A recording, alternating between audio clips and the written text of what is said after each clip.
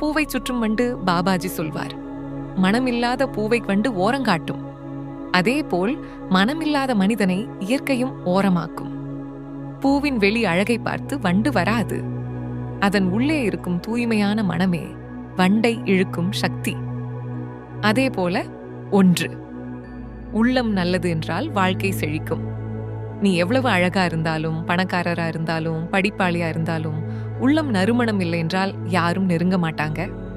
2வது, கற்பனை மனுஷனை மக்கள் பின்தொடர மாட்டாங்க. பயமோ கோபமோ பொய்யோ நிறைந்த இதயம் ஒரு மாசுபட்ட பூவா இருக்கும். அதில் வண்டு இறங்காது. அதைப்போல கெட்ட குணம் உள்ளவரிடம் நன்மை நெருங்காது.